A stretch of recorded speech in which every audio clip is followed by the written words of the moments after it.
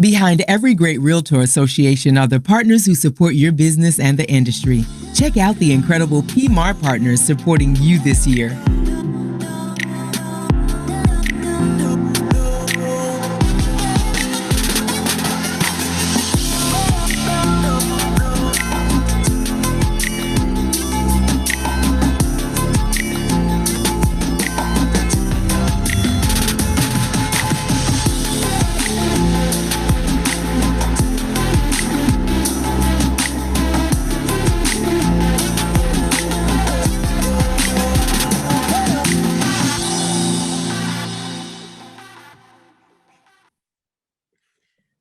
Thank you all for joining us for the second Master's Circle event of 2021. We are excited to bring you this course on a very timely topic, considering the state of our real estate market in Portland on how to negotiate contracts ethically in a multiple offer environment. By attending the entirety of this course and submitting your attendance form, you will receive 2 hours of continuing education credit. If you have not received an attendance form, please contact our Master Circle liaison, Mary Jane Mansfield. With that housekeeping aside, I would like to introduce you to John Gillum, our instructor for this course. John Gillum is a Real Estate Educator Association GSI, which equals Gold Standard Instructor. He currently teaches over 100 days a year around the United States for many state and local realtor boards, the International Association of Certified Home Inspectors, teaching classes on real estate CE, and is a keynote workshop presenter for several real estate industry conferences and trade organizations. As an actively producing broker himself, he is fully aware of the issues brokers face on a daily basis. His primary focus in teaching is on core competencies, ethics, and reducing complaints and liabilities. With that, take it away, John. Great. Thank you, Jan. And thank you, Mary Jane, for inviting me to be here today. I want to just thank all of you guys for coming in today. This is always an interesting topic. The actual class we're doing, I just want to share with you guys, we're trying to squeeze this into 2 hours. This is actually a 3 to 4 hour class, but we are going to do our best to kind of bring this down and share as much as we can in 2 hours with everybody. And this is a class that has been asked to be taught around the US, oftentimes because of issues around, ethical complaints and pro standards issues that come up. But what we've really found with the conversation is, as much as those more common issues around Article 3 about not cooperating, or Article 16, did you go behind the sign? And a lot of those conversations come up when we're talking about multiple offer situations. What we really found was a bigger conversation when it comes to our level of competency and really focusing on making sure that what we're presenting truly is in the best interest of our client. And I think, in having some conversations with a few folks from your association, some legal counsel in your area, we discovered that there's some gaps that are coming up in some of the processes and some of the tools that we're using in our multiple offer market right now that we want to cover and make sure that everybody's really, really aware of. Now, one of the things that I also want to clarify is a lot of folks take this class looking for the silver bullet. Like, what is it that I can use so I can kill every offer? Like, I want to be the one that gets every offer. And the downside to that is, much like the werewolves that you would use those bullets on, there's no such thing, because everybody that's sitting here would have the same tools. And so you're all going through the same thing. And so unfortunately, there really isn't, one tactic that you can use. But what you'll find hopefully through the day is, through a multitude of tools and through being the person that has the good communication, that knows how to present things and can present the cleanest offers, and using some of the tools that we have, sorry, you're really going to start raising your chances of getting into that winning position with multiple offers. Now, before I go too far, one of the things that I always like to go through in this conversation is looking at the differences in perspectives. In real estate, we are such creatures of habit, and habits in our industry are bad. Let me just ask this. So Jan, can I kind of pick on you for a second? So just, and you're on mute really. Yes. So if you want to come off. Okay, there we go. So when, I just want to kind of just knowing we had a little bit of conversation, and I wanted to sort of walk through this. I know for me, when I came into the industry several years ago, the industry was a lot different. Most brokers didn't have cell phones. I think we had like 2 people in our office that had cell phones. We had 2 computers in the office, but our MLS was still in books. Our contracts were much, much shorter. And in fact, I remember like the very first one I wrote for my first house was 1 legal page in triplicate. So I had to press like really hard to get the offer to go through. And it was just a very different time at that point in time. And one of the things that I discovered when I first came in was a lot of times brokers, and maybe some of you guys that are on here today might feel a little bit of a resemblance to this. And so John, I want to ask you, like when you first came in, how easy was it to sort of have like a template contract that you would work off of for your next few contracts? Was that sort of a thing? No, we had like, I think it was 2 pages when I started, and then it went to 3, and Right. now it's like 11. But everything was a little bit different, but we had clauses that we had written on the side that we'd use for certain situations. Right. Brokers training. Yeah. Yeah. And like I said, and I will say, like when you're writing a 1 or 2 page contract versus a 15, 16, 18 page contract, things are a little bit different than what it is now. And what I see, especially with a lot of our e-contract systems that we have, is a lot of folks have like templated systems that are set up. And so we become these creatures of habit. Right. And I know a lot of the newer brokers have probably experienced the conversations of a seasoned broker maybe coming at them and saying, well, I've been doing this for 35 years and this is the way I've done it for 35 years. And what we tend to find out is that the newer broker who's trying to learn how to do things the right way is sometimes being bullied by a seasoned broker who hasn't changed how they've done business in a lot of years. And we end up in this situation where we start having like emotions getting into the transaction rather than the contract really dictating it. And sort of that humbleness of realizing that not many of us have been in the market that we're in right now. Right. Even where we were in 2007, early 2008 doesn't compare to where we are right now. And so even those years of experience understanding contracts and the processes, sometimes we still fumble over what we're going through right now. And it's a learning process for all of us. And I think this is a really good opportunity for us to sort of remember some of the lessons that we learned in 2008. And for those of you guys that were practicing at that point, you might remember the conversations in early 2008. Oh, it's a great market. We're doing so well. And it's a great opportunity to come in. And then they bought at the high end. And then a lot of you guys took those listings in 2010 when they were going to be reselling the properties. And Jen, I don't know. I mean, was the conversation quite as much fun in 2010 selling that property for 20, 30, 40% under market? No, it wasn't. And I think the one thing I've learned in this business that it is, and it was, the fun part of it is it's always changing. You have to adapt constantly. Yeah. And a part of that change means also being able to look at different perspectives. And that's what I'm going to ask you guys to do is being open to looking at different perspectives and realizing that even when you're writing your offer, you have your background, your history, your thoughts on what you think is best for your consumer. And a lot of that comes from dogma. And I think sometimes we practice real estate dogma where if I've heard something from a trusted source, then it must be true. And I take it on blind faith. Have you guys ever experienced that sort of situation? I'm sure probably a lot of us have. And then we discover later that maybe it wasn't the best advice or best direction. And I've also gotten away from that concept that we hear this term all the time of best practices. What's the best practice? And the other thing I've learned is that whatever was the best practice a year ago is not the best practice today. And so I've shifted away from that idea of having best practices and really trying to look more at better practices. If I'm continuing to learn, if I'm continuing to work with other brokers, if I'm continuing to do transactions, I learn myself and I learn better ways to do the business. And I think if we're always striving for better practices, then we're always going to continue to raise the bar and not put ourselves back in that position that we found ourselves in 2010, which was tough.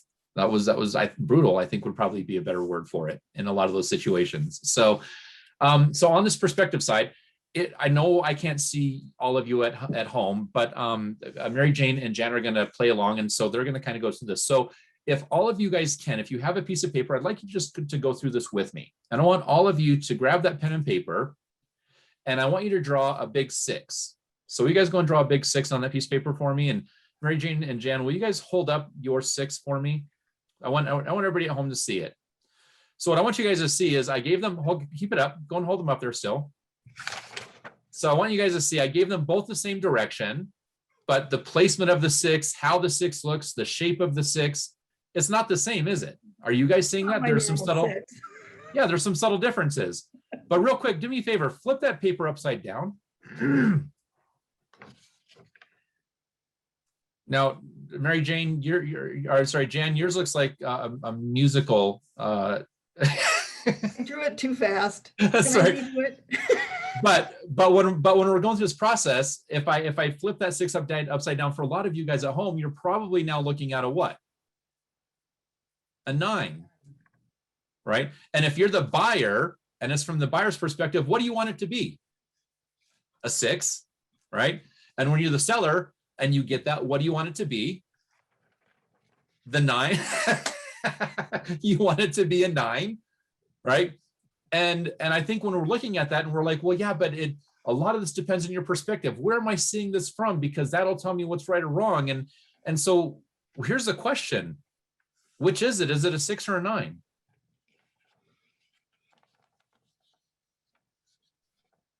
Is there a right answer? There is a right answer because you guys all wrote the same thing. What did you guys all write? You wrote a 6.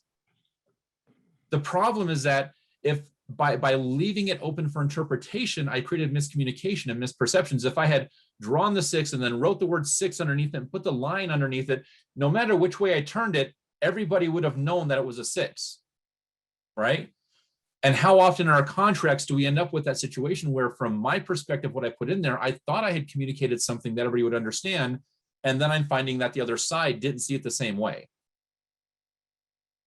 right? That's a tough situation. And in a multiple offer market, when you're competing against 5, 10, 15, 20 other offers, and all of those brokers have their own opinions and perspectives and are writing it from their buyer's perspective, and we're trying to get into the head of the seller, and we have these miscommunications because maybe I wasn't as clear as I thought I was being, then we start having problems in the process, right? Jen, is that, I mean, head nod, is that something that you've experienced? Is that? Yes, and Donald put in the chat, it depends what side of the table you're sitting on too. At 100%, 100%. And one of the reasons why we put things in writing is based on the statute of frauds, correct? Right. The whole premise behind that is if it's in writing, then there's not an argument. We're all on the same page. We have a meeting of the minds. And so when I put things in writing that then create further confusion and different perspectives, we don't have a meeting of the minds. And then we start having problems and we start having complaints. And so I want us to sort of go through that process today of, one, realizing that depending on which side you're on, as Donald said, you're definitely going to take a different perspective and how you're presenting and looking at the offer. But 2, that we need to do everything we can to make sure that what I'm presenting is very, very clear and not open for interpretation. Right. So we might start looking at how we're writing our clauses or what we're putting into there or how I'm communicating things to the other side. So I want us to always kind of keep that in mind. Now, as I said before, as we said, this class is really handling multiple offers ethically in the market that we have right now. And so real quick, I'm going to jump over to an outline for you guys, just because I want you to sort of see what I'm looking at. Hold up. And I want us to just do a quick walkthrough of the ethical guidelines that we're supposed to be following when we go through this process, right? So when we look at Article 1 is that bottom line aspect of, am I promoting the interest, protecting and promoting the interest of my client? And when you're working as an agent, that's always your primary, to protect and promote the interest of your client. If you happen to do your disclosure and be working with both the buyer and the seller, and you do your dual agent disclosure, that conversation changes because obviously you're limited on confidentiality on what you can share, but we still have obligations of advising our consumers through the transaction. Correct? Right. So I want to make sure that I'm following what I need to be doing. But that aspect of protecting and promoting the interests of my consumer starts in the very beginning, like when I listed the property. Was I being fair and honest about the list price, or was I a little fluffy? When I go to Article 2 and I'm talking about, like, when I'm marketing the property, and really I should be avoiding exaggeration and definitely avoiding misrepresentation. Yet when I look at Article 2 on avoiding exaggeration and how I communicate, and I tie that to Article 12, which is being fair and honest in my real estate communications and painting a true picture in my advertising, how many of you guys have ever seen a property online, right? Does it look like an amazing property, and then you get out to the property and it's not quite what you saw online? It's kind of like a bad online date. It's like a bad Tinder date, isn't it? Right, what you saw online, what you show up to, two very, very different things. And if you're the buyer or the buyer broker, and the first thing that your buyer says is, no, like, do I even have to go and look at this?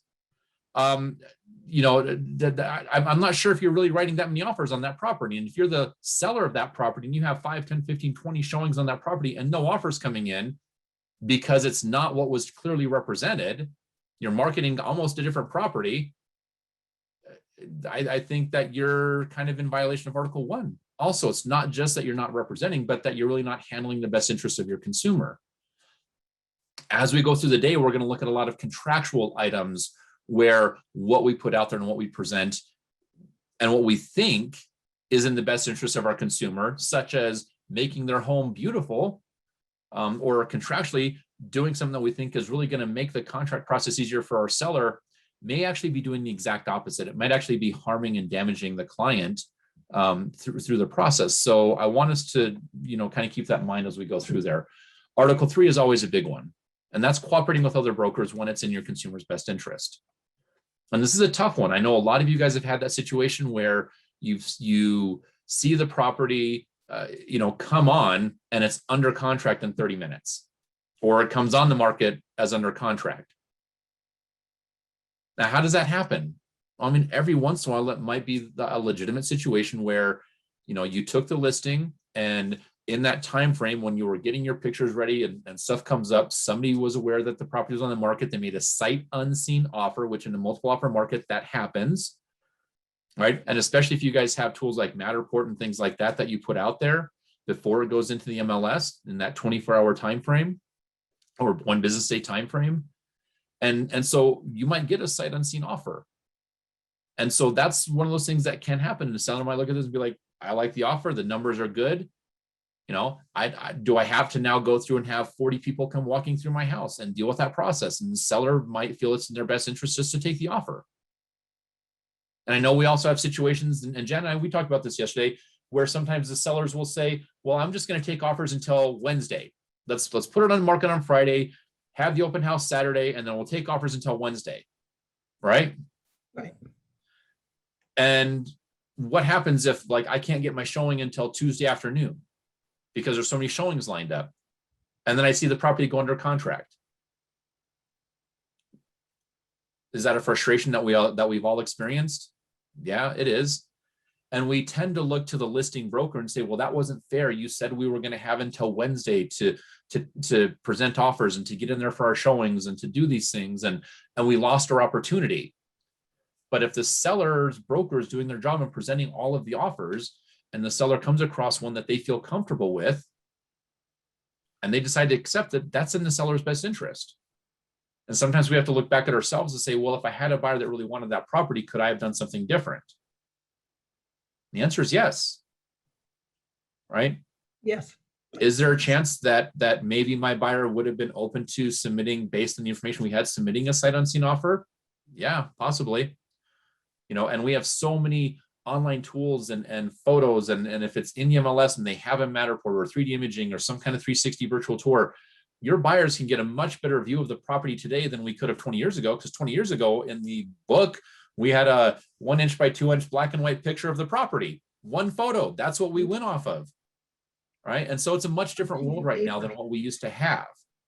And so I want you guys to keep in mind, if your buyer's in that position and you're getting frustrated that you're losing in those situations, then take the step to talk with your buyer about potentially doing the offer before you have the chance to go see the house. It's not optimal, but at least your buyer's in the running, right?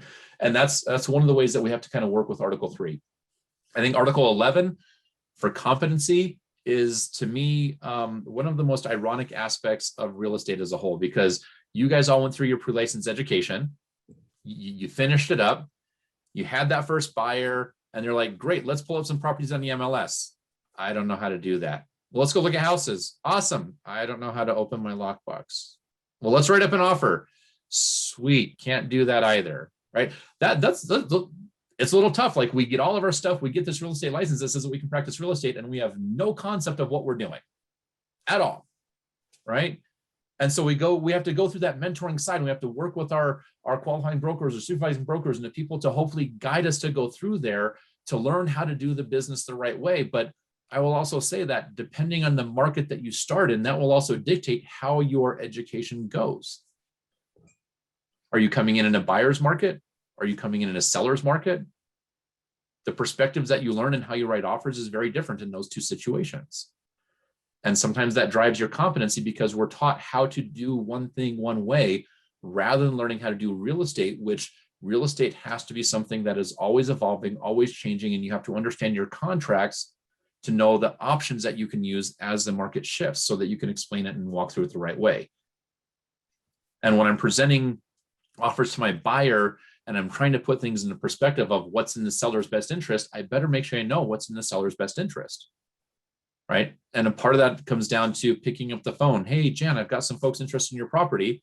What are some things that would be really important to your sellers? Is it timing? Is it post-possession? Is it just price? Like where are they at? What is it that they really, really need to see?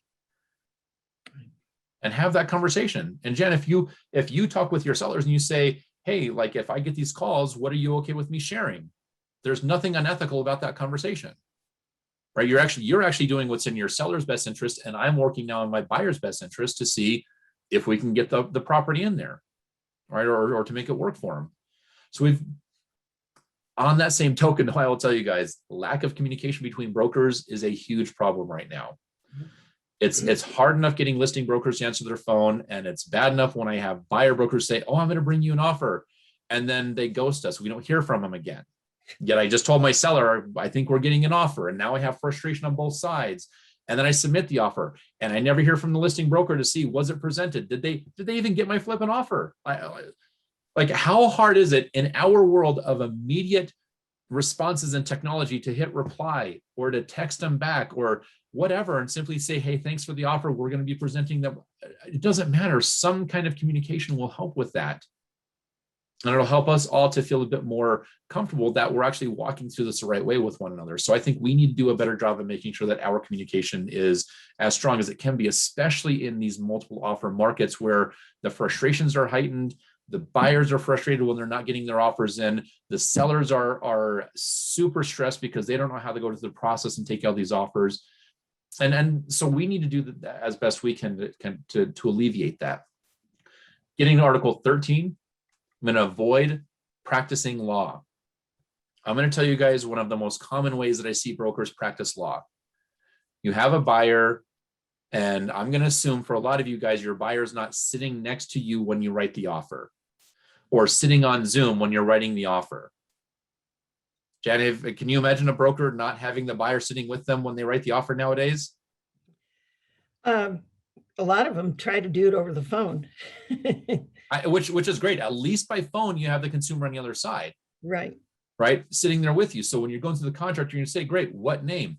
How do you want to take title? What do you want to offer? What are the inclusions? What are the timeframes? And the consumer is advising you that they're giving you the instruction on how to complete the contract.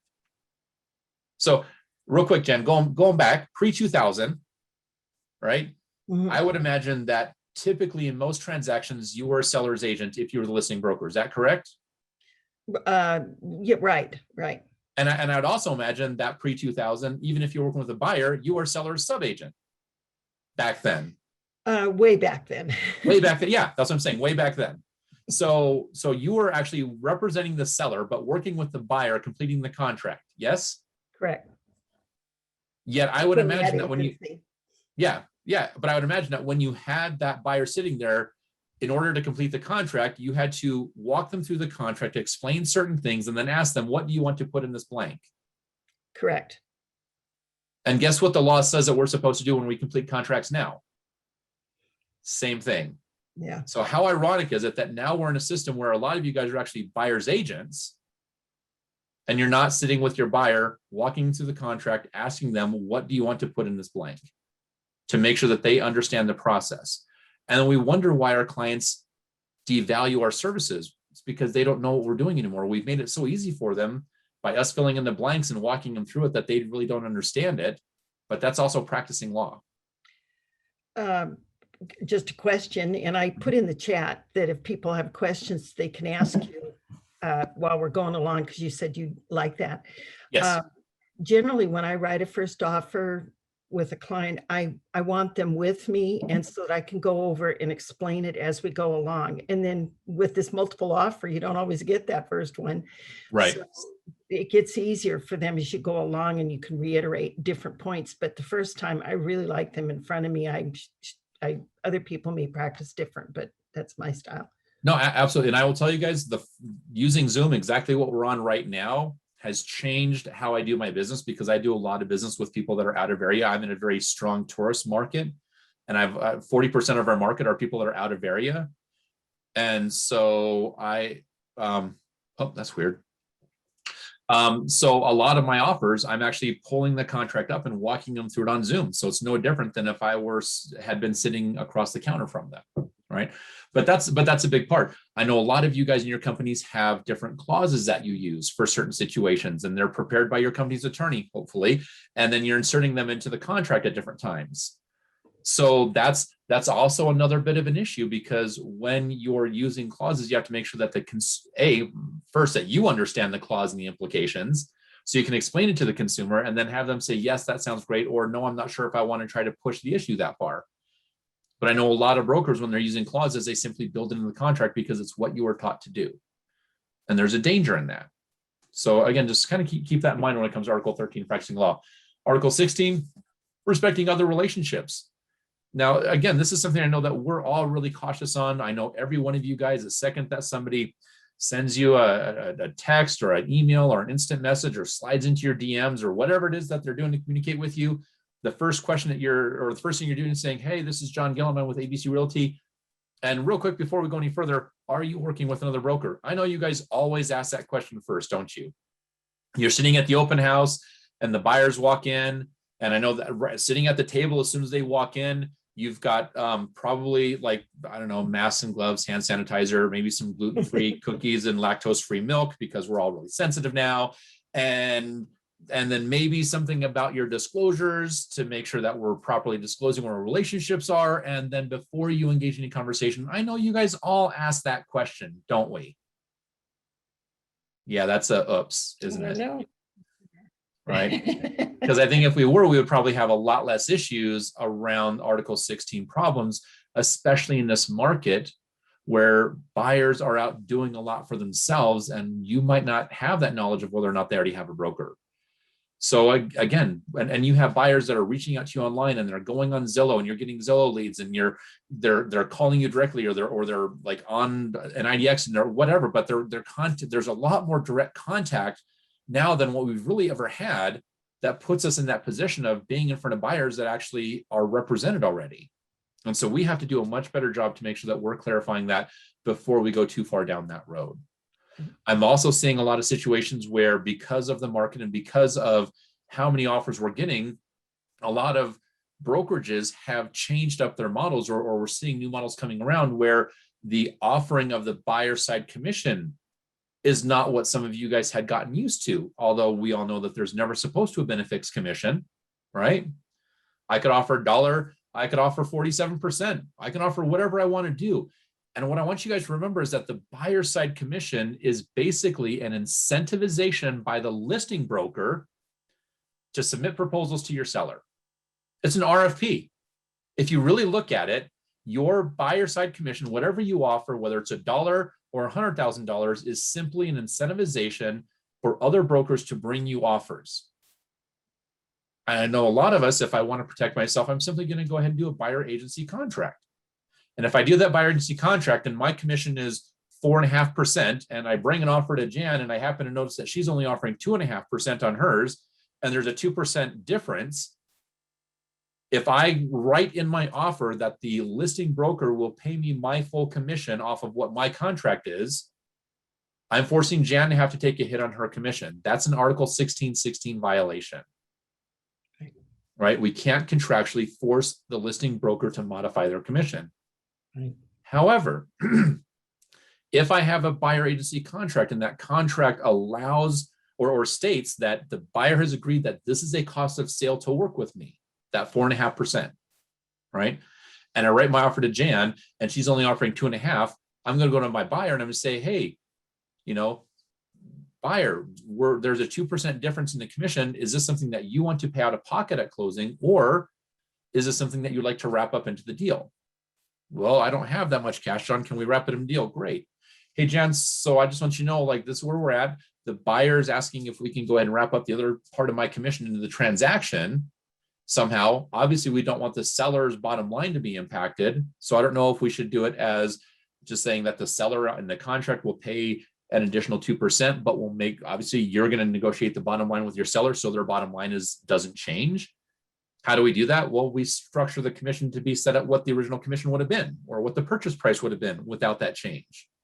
So there's things we have to do to make sure that we're protecting the seller and actually representing it correctly. When I say it won't affect your bottom line, that has to be a true statement, right? That's also an aspect of competency to be able to understand those impacts for both taxing issues as well as like raising the purchase price raises the commission, right? And I can do that. If I have a seller who's like, I'm not paying that extra commission, and I know, like, if I know that Jan seller is just not going to want to pay any more for commission, I'm going to go ahead and maybe say, well, are you willing to pay 2% in concessions? Because guess what you are when you have a cost of sale? Your commission is a cost of sale to the buyer, no different than an appraisal and in a survey. Oh, if you guys haven't sort of surveys, I know that's something weird in your area. We'll talk about that. I'll tell you what a survey is later and how that plays into your contracts as well. But you might be able to build it into a concession for your folks as well. Can a buyer's agent offer to reduce her commission as an incentive to the seller? So Susan, yes, you can do that. But the issue with that is the commission is actually between the seller and the listing broker. So what you would be having to do is offer a credit back to the seller of that reduced commission, because you can't actually modify the commission. That's changing the listing broker's offering. But if you want to do a credit in that situation, or you can raise the price to the seller and then give the credit to the buyer as a concession to the buyer, but you have to make sure that the lender is okay with that as well. So thank you for the question. But so there's different ways of handling that depending on what the offer is at that point. So this is confusing. So Arlene, this is a new concept for a lot of people, but the reason I covered it is because we have in a lot of areas a lot of different commission offerings, and brokers having a policy that says you have to have your buyer pay a certain percentage, and the listing broker may not be offering it. And so I'm just trying to give you guys some tools on how you can work around that to stay up with what your company policy is. So doesn't that change the level playing field of multiple offers? Well, if you're doing it for your buyer, that's between you and your buyer. If you're giving them a credit and raising the price, other brokers have opportunities to do the same thing on their end as well. Where it changes the level playing field is if the listing broker has variable rate commissions. Like if they say, well, if it's in my office, we're going to charge less commission, or if I bring the offer, it's going to be less commission. That's definitely changing the playing field and would be an Article 3 issue of non-disclosure of a variable rate commission. So you have to disclose that as the listing broker when you're modifying the commissions. But buyer brokers, you guys all offer different commissions in your companies as well. So that's a company and a broker specific thing that you can negotiate with your consumer. So so with that, I just want to see let me just kind of go through. Is there any questions, anything I've talked about so far? Any concerns on the ethical aspects?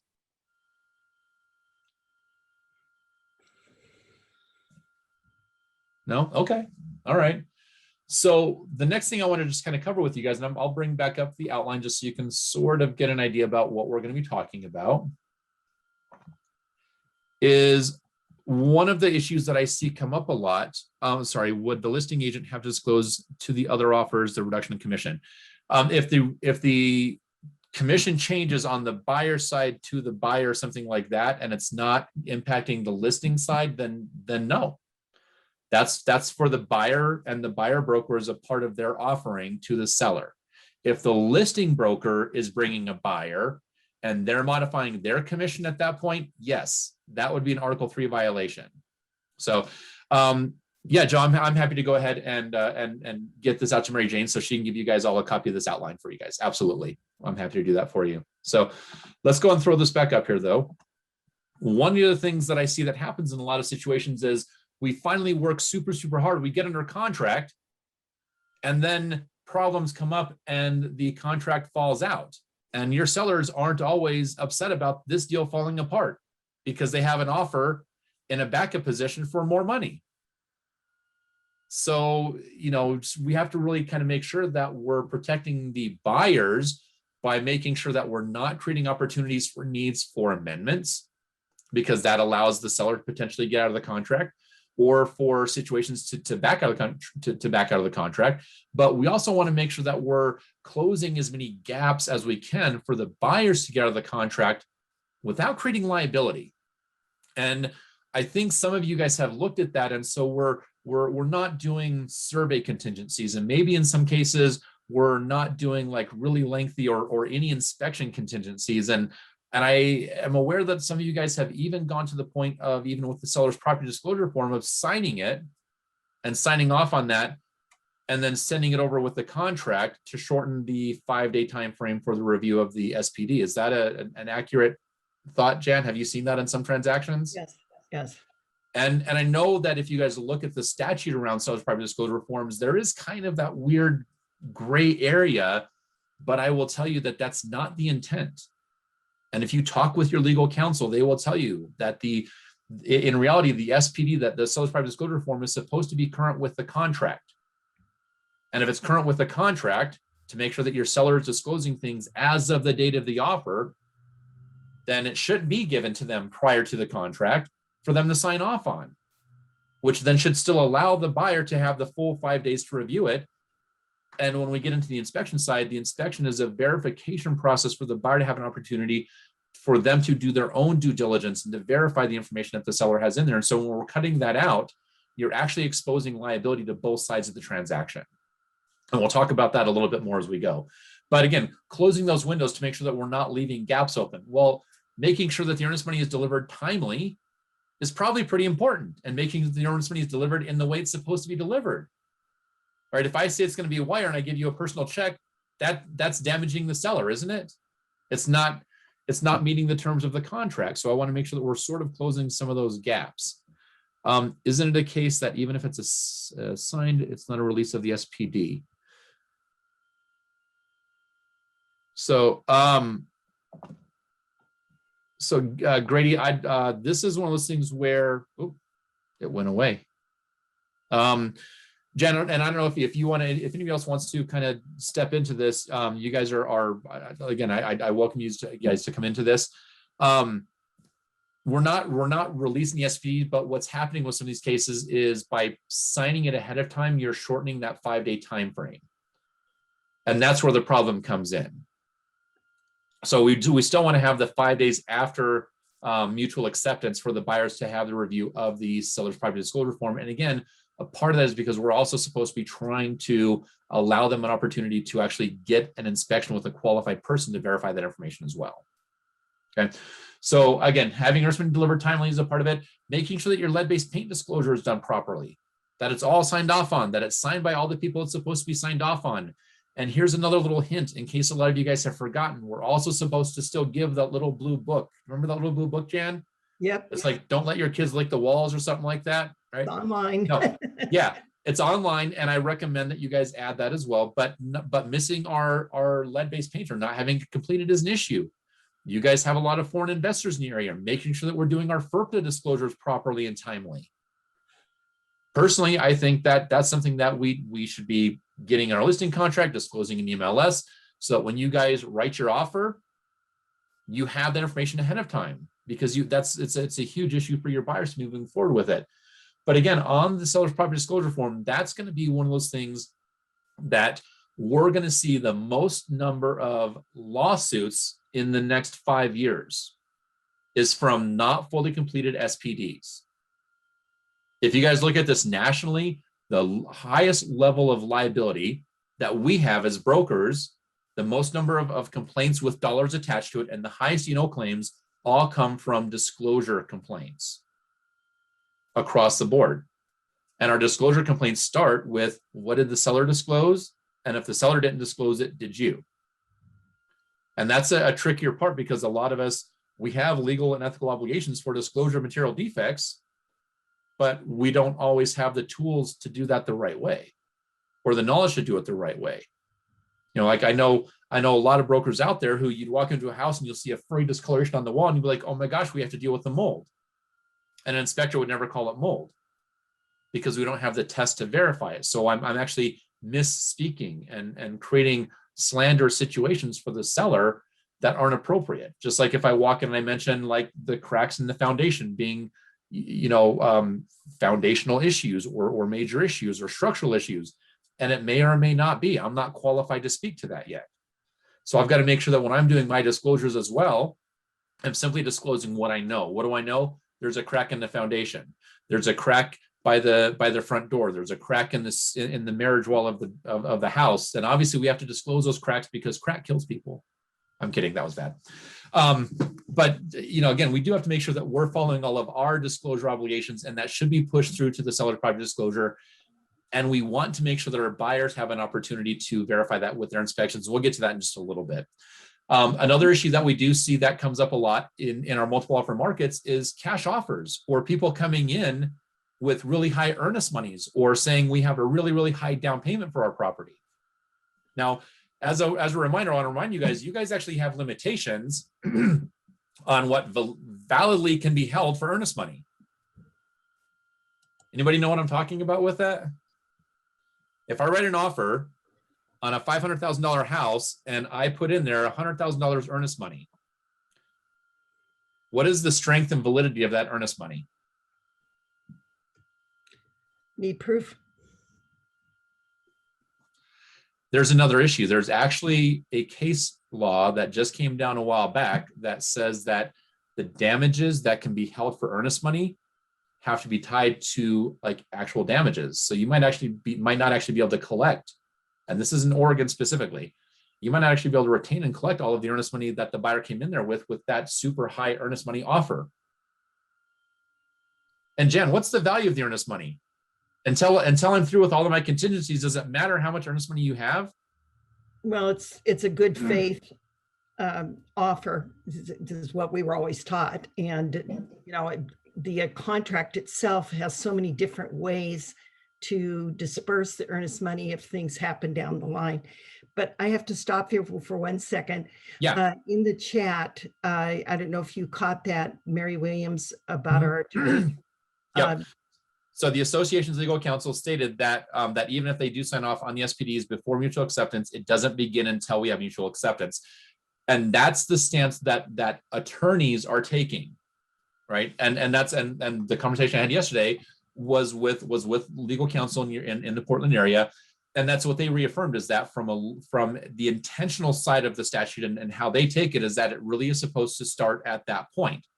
But we're not seeing it practiced that way. I was just going to say, I'm finding that a lot of situations, multiple offers, the intent is to shortcut that. And I think we need more education on that. So that was a good point Mary brought up, because we had the question. So getting back to the earnest money, and we're going to look at cash. Yes. So one of the things in the earnest money, again, is what is the strength of the earnest money in the contract? And I believe that in looking at the contracts, your buyers have lots of opportunities to back out of the contract, don't they? And in fact, when would be the two situations where you can actually tell the seller, hey, Jan, we're good to go. Earnest money is non-refundable. What are the two situations that can happen where I can actually say those words? Okay, when you've gone all the way through to the end? Yeah, and the end is closing. I think when I'm at closing, I can safely say at that point, the earnest money is non-refundable, right? Or if I build a date in the contract that says the earnest money is non-refundable after this date. Now, again, this might be throwing some of you guys off, because like, well, no, if we pass our loan contingency, or if we pass our last contingency, earnest money is not refundable. But you've got to remember, you guys have floating contingencies in some things that we don't think of. If my buyer has a loan and that loan triggers something and I get a new title endorsement prior to closing, doesn't my buyer have an opportunity to review that and review those exceptions? Yes or no? Yes. Is earnest money non-refundable? I would think. No, it No? wouldn't be. No, because if the buyer makes an objection to that issue, can they terminate the contract and walk away and get their earnest money? Yeah. Yeah. I'm sorry, I'm going in and out of mute. Oh, no, it's okay. It's okay. So And like I said, everybody can but this chime is in again, too. yeah, no, and like I said, I'm just throwing a lot of things out there because again, we get into mindsets of what we've been told or taught. And again, my whole purpose today is to challenge you guys. I want to challenge you guys on what we say and how we say it, because sometimes we've been told or taught things that can set us up for liability. Because if I was in that situation with the seller, where the buyer actually did have a legal right to walk away from the contract and it caught me off guard, I've got a very upset seller on my hands. And so I want to make sure that I also understand either A, how I close those gaps in the contract to protect the seller, or B, that I don't say the things I shouldn't be. All right. So now another thing that we see that happens in multiple offer markets are straw people. Now you might have a legitimate straw person or a middle person, you know, like one way that you might have a straw person would be, I don't want the next door neighbors knowing I'm the one buying the property. And so I'm actually having my attorney write the contract in their name or through an LLC. Or if I'm doing a 1031, in some ways, we're going to talk about this a little bit more, but in some ways, the 1031 qualified intermediary is almost like a straw person. They're a middle person, has to come in and be involved in transactions. So there's assignments that come into play. But you guys are also starting to deal more with wholesalers. And wholesalers will often act as a straw person or a middle person where they'll put the contract under property or put the property under contract and then turn around and try to find it or find a buyer for that property. And what's frustrating is some wholesalers have zero intent of closing on that property if they don't find a buyer while they're under contract. Other wholesalers will. The problem is that now you're dealing with some defective issues. And we talked before about the obligation to disclose material defects. I know I have to disclose material defects of the property, right? The hole in the floor, the crack in the ceiling. Of course, I have to disclose that. We sometimes forget that when I'm in situations like a wholesaler, I have to also disclose if I'm working with a defective person. I don't know, have you guys ever worked with a defective person? Ever known one, dated one, your kids dated one? I don't know. We have a lot of defective people out there, but in our transactions, the problem is that we have an obligation for disclosure if I know that there's a defective person, like the seller can't sell until a certain time frame for taxes, or we're in a short sale, or all kinds of things come up. And so I have to remember, yes, I still have disclosures about parties if the non-disclosure would constitute fraud or dishonest dealing. So do they have a right to assign the contract then as the buyer? So Diane, unless the contract allows specifically for the assignment, the answer is no. The seller would have to agree to the assignment. And a way to prevent having an unknown wholesaler create that assignment comes in your clause. What clause are you using to protect the seller? If I want to do an assignment and it's legitimate and my buyer simply just doesn't know what entity they want to put the property into yet, like maybe my LLC isn't completed or my trust isn't complete, or I don't know if I'm going to bring my daughter in to buy the property with me because she's living to go to school there in Portland, right? I don't know exactly how that is. I need to make sure that my clause doesn't leave any opportunity for a misperception. What we talked about at the beginning of the class. How do I do that? Well, my clause will say the buyer has a right to assign the contract to any other parties or entities so long as the buyer remains in an equity position. John, questions that went into the chat, and if you'd please put the questions in the Q&A, then he can see them better. Thank you. I actually do see the chat. I was just trying to wrap up this conversation. I know first. you're probably toggling. Yeah, no worry. Yeah, I got it. So, but again, in that side of an assignment, I'm just going back to the question we had on the assignments. That would be the way to do it, is to make sure that the assignment clause covers the fact that your buyer is going to still be in the transaction even after the assignment, rather than having an open-ended assignment. That's how you protect your buyer, to make sure that the seller isn't questioning the validity of your buyer or questioning if it's a wholesaler, right? So you're suggesting we include a date in the offer that states once the loan has full approval, when the inspection is fully waived, the ENS is not refundable regardless. So Mary, what I'm saying is that if your seller has a concern about when the earnest money is non-refundable because they're creating obligations for themselves, like they're moving, they're leasing properties, they're putting deposits down. If your seller has a concern about spending that money until they know that the earnest money is non-refundable, yes, I would have the conversation with the seller and build it into the contract to have that protection. The only other way to do that is to have a post-possession. If I have a post-possession provision in my contract, then we're closed. The seller has money in hand. We're not worried about it. And those are the two things I said. The only two ways to guarantee that the earnest money is non-refundable: set a date in the contract or close on the property. But again, those are conversations to have with your sellers, right? Please finish your thought about the seller not being able to claim all of a large money. Oh, so and this actually came in a conversation with a legal counsel from Portland yesterday, and there was a case law, and what they came down with was there is a dollar limit, and it's based on damages, realized damages of the seller with the earnest money. So you can say that the seller, buyer and seller agree that the earnest money is going to be $10,000, and there's a value for that based on the convenience and some of that. But when you start getting into these like $20,000, $30,000, $50,000, $100,000 earnest monies, there is a limit on damages that can be realized in that transaction. And Oregon is one of the few states where they have actually said that your earnest money may be tied to what those damages can be brought to realization for. So that's something to visit with your guys' legal counsel. Jan, what was Alan's last name? Brinkley. So Alan Brinkley was one that brought that to my attention. And if you guys want, I believe he might have sent over a copy of that statute. And so I'm happy to go and send over to Jan and Mary Jane also.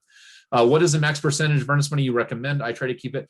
So again, this is a tougher conversation, because what I'm also trying to point out to you guys is, from the seller's perspective, we put a huge amount of emphasis on the earnest money that has no value. Because if I can walk away from the contract and keep the earnest money, what's the value of the earnest money? Right? And if that earnest money is non-refundable until my loan termination deadline, which is X number of days before closing, then your seller's gone all that point with nothing. There's been nothing in their hands. Are there other things that I could have done to have made that more firm and protect the seller more? Yeah. One of the tactics that I've seen used by different brokers, and it's actually been incorporated in different states, is a time off market fee. My offer is $600,000, and for every week that you're off market, the buyer's also going to pay you, not as an additional earnest money, in addition to the purchase price, $1,000 a week. That's a pretty vested buyer, isn't it? Right? Yeah. That's a very vested buyer. And it's called a TOM fee, time off market. Now, again, do you need to be careful with that? Yes. Do you need to offer it in every transaction? No. But if it's something where if I call the seller or the listing broker, and they say, well, shortening the time frame, not having contingencies, knowing that they've got, some skin in the game, those are important things to my seller because they don't want to go through the process again. Well, the time off market fee might be a really good tactic to use in those situations. So many agents are writing offers with earnest money deposit to be released as non-refundable as acceptance, but they're not addressing the other conditions of contract. And so, Susan, that is definitely one of the bigger things that we're seeing is, do your buyers understand that when you come in, you say, here's your earnest money and it's non-refundable day one, right? Then at that point, you have to start kind of figuring out like where you are in the process, because with that earnest money, if it's tied to damages and you're not doing specific performance, then you have to kind of look at what was the purpose and the need for those dates. And really what we're getting into then is this an as-is offer? Well, one of the things I'll bring it to you guys later is if it's an as-is offer, then why are we having inspection objections? Why are we having title objections? Why are we having objections to anything? Shouldn't the contract simply have termination dates? By this date, you do your due diligence, and either you buy it or you don't buy it. That's more of an as-is offer, isn't it? So again, from the seller's perspective, that might be a tactic that if I were looking at the contract, I want the buyer to do due diligence. I just don't want to negotiate anymore. So you're either moving forward or you're not, and you set the time frame for that. Right? So again, just a part of our job is being open to how we look at our contracts and what we're creating.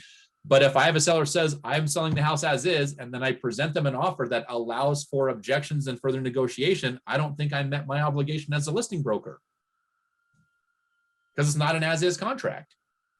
But I also want to tell the seller, if you want this to be as is, you need to disclose everything you know about the property. Your knowledge of the property began when? When you bought it. When you got your inspection, when you got your SPD, everything you know, you need to disclose, because if you don't disclose, then you still have liability in the future. That's not as is. So again, how we present this and the liability that we continue to put out there for our clients has some pretty big impacts on what we're doing and how we present this information. So just scroll down a little bit more here. We talked about assignability. So another thing that I'm seeing in a lot of areas around is specifically around inspections. And one of the problems that we see with inspections is we have some sellers who are offering pre-inspections in lieu of the buyer doing an inspection, right? Or we're allowing the buyers to go ahead and do their pre-inspections so that we don't have an inspection contingency in the contract, which is better. The danger of not allowing any inspection at all. Let's start with that, just as a really basic concept. If I want to have a really good offer, I know that the fewer contingencies I have that open the door for me to walk away or to object and renegotiate may seem better for the seller. And so I see a lot of brokers who are waiving off certain contingencies like inspection. The purpose of the inspection is to offset some of the liability that the seller may have in their seller's private disclosure form, in the liability you have in the transaction, by allowing a buyer to walk through the property and do their own discovery. Because if a buyer isn't given the opportunity for their own discovery or to verify the information on the seller's property disclosure form, if that opportunity doesn't exist, then the buyer is buying the property 100% based on what's been represented to them. And who made those representations? The seller did, and you did. Because as a listing broker, if you have knowledge of things that aren't on the SPD, don't you have an obligation to also share that with the buyer side? Mm-hmm. Which then begs the other question. How many of you guys as buyer brokers are receiving additional disclosures from listing brokers beyond what's on the SPD? I think I know the answer to that.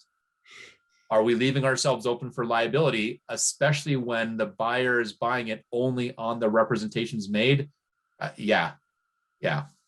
So that's definitely a dangerous situation. Are you saying that seller has more liability with disclosure if they want to sell it as is versus seller obligation to fully disclose, period? Yeah, I think anytime that the seller doesn't fully disclose what they have knowledge of, yes, there's always additional liability. Always. Because even where we have the higher liability specifically is with latent defects, the things that you might not be able to see with an inspection. Is there a chance that your seller painted a room, recarpeted a room, did anything to the house? You know, as you guys get further east, or perhaps I was up there last February and I was supposed to be teaching some classes, and we got shut down because you guys ended up with like a foot of something that you just don't handle very well in your area, right? And I want you to think about that. If I list the property and it wasn't snowing and I can see some roof issues and some cracks in the foundation or some whatever, and then it snows and the buyer doesn't see it, the inspector comes out while there's snow on the ground, that's covering latent defects. And for the seller not to disclose those things 100% leaves them open for liability, except that when the buyer could not have discovered it because of them being covered over or painted over or whatever, that latent defect miss is actually fraud, because now it's an intentional non-disclosure of a latent defect versus non-disclosure of something that could have been discovered if the buyer had had their opportunity to discover it. So we have different thresholds there. I'm sorry, Jan? I have a question. A lot of times when you're looking at some of the older homes and in basements, you see them painted over and what appears to look like cracks underneath and things like that, but you don't see it in a disclosure form. So that is one example of not knowing. Right. Yeah. And one of the things that we don't probably do enough as what we should have is recommend higher levels of inspections. If you go in the crawl space or if you go in the basement and you see that and you're not sure about the structural integrity of it, why are we relying on an inspector who is not a structural engineer? Because what's the inspector going to tell you? I'd recommend you have another person come and look at it. Right. Right. Which leads us to a whole other issue when you guys rely on pre-inspections and you negotiate, or you only negotiate from the inspection and you've not given the buyer the time to get further investigation with qualified professionals, to get bids, to know actually what's going on. Are you serving your consumer? If the inspection says there's things you should get more investigation of and we're not, or worse, we're working with our buyer and we're looking at the inspection and we're negotiating from the inspection.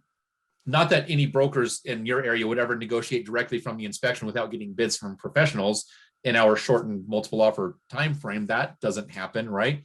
Because my question to you is what qualified you to determine what's serious and what's not serious? Are you an expert in that field? Can you raise your right hand and testify and say, yes, Your Honor, I have enough expertise, training, and experience to be able to answer inspection questions to tell my buyer what they should and shouldn't negotiate. And even more so, I have a magical place I can reach up and pull numbers out of to negotiate those dollars.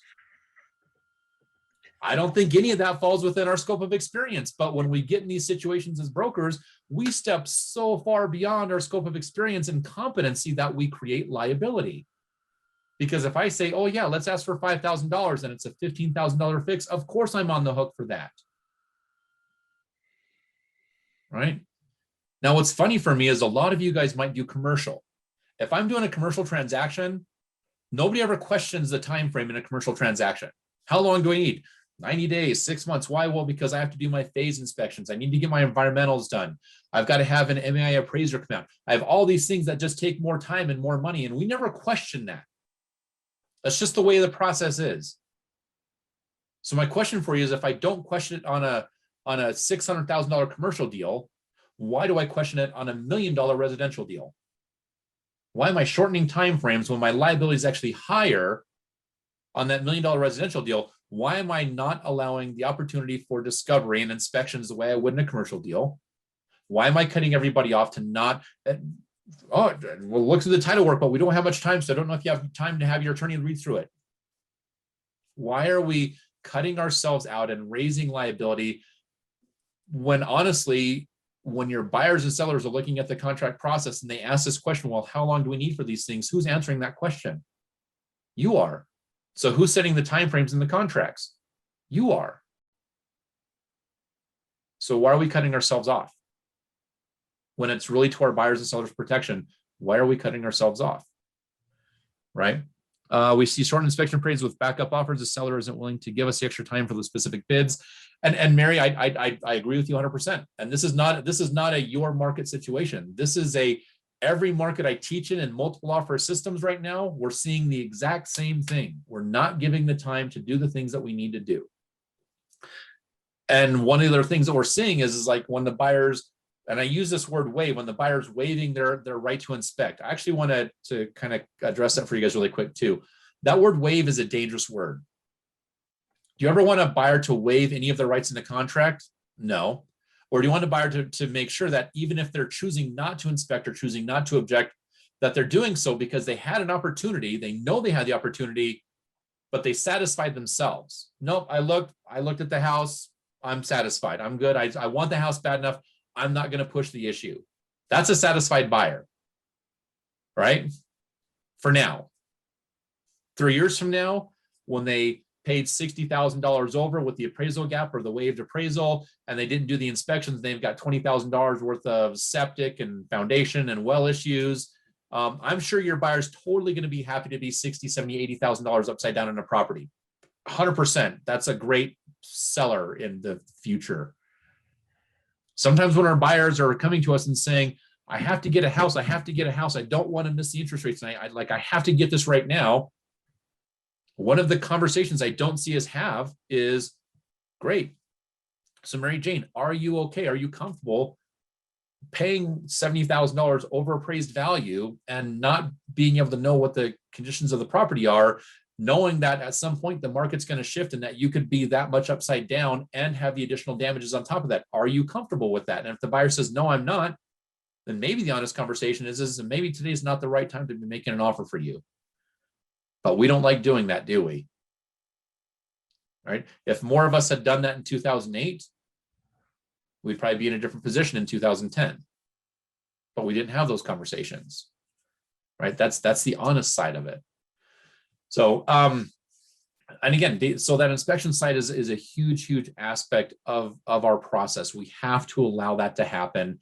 And if you're going to negotiate from it, you have to allow the time for the qualified professionals to come in, even if it ends up being the seller hiring qualified professionals as a part of the resolution process, right? Somebody should be getting some qualified information rather than you guys pulling it from those magical places, because that's just setting you guys up for some liability in the future, right? And I don't want to see you guys go through that. So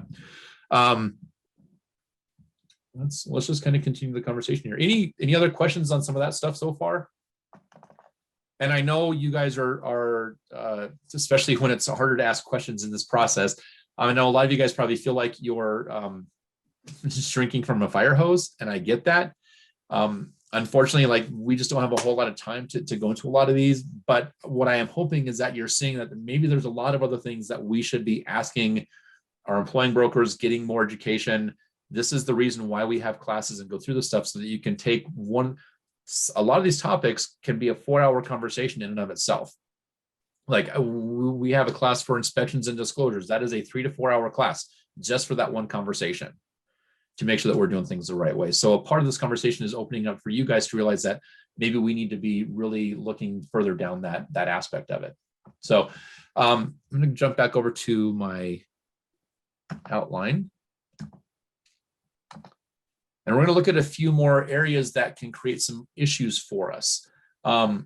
One is, and this is an interesting topic that I've seen in your area, and that's around deeds.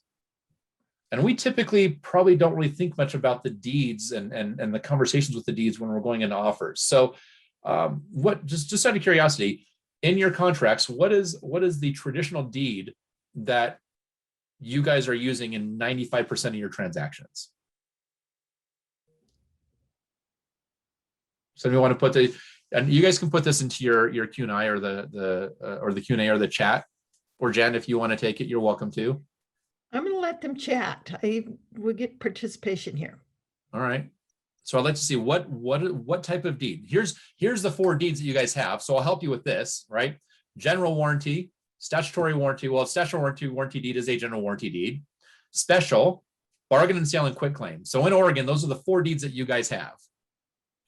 So the deed is not determined by title company. It's actually in your contracts. It's stipulated in the contract. There we go. So the warranty deed and the statutory warranty deed, right? The general warranty deeds are not special warranty deeds. Now, for some of us, it's been more than 2 years since we did our pre-license education. We might be forgetting what some of those differences are, but the difference between a general warranty deed or the statutory warranty deed and a special warranty deed is time. In a general warranty deed, the time that the seller is warranting the property is forever back. On a special warranty deed, it's only during their term of ownership. That's the primary difference between the two. Here's where the conversation gets a little bit more convoluted. Knowing that we traditionally have general warranty or special warranty deeds, how does that impact your title insurance? Well, when you get title insurance, a lot of you guys have probably looked at your title policies and realized that you have these things called standard exceptions, right? And what those standard exceptions mean is that there isn't coverage for that. So there isn't any coverage for those standard exceptions. That means that in a general warranty deed offering by the seller, without the extended coverages within those standard exceptions, that means that your seller is actually still on the hook for a fence line issue, for a driveway dispute, for an encroachment issue.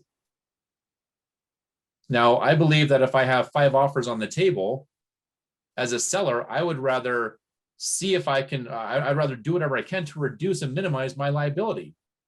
Now, one of those ways of minimizing my liability is by saying I'm only liable for the things I did. How would I do that? By offering what kind of deed?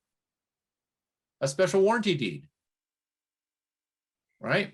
Or or making sure that I get the extended coverages. Do you know why a lot of you guys don't get the extended coverages on your title policies for the owner's policy?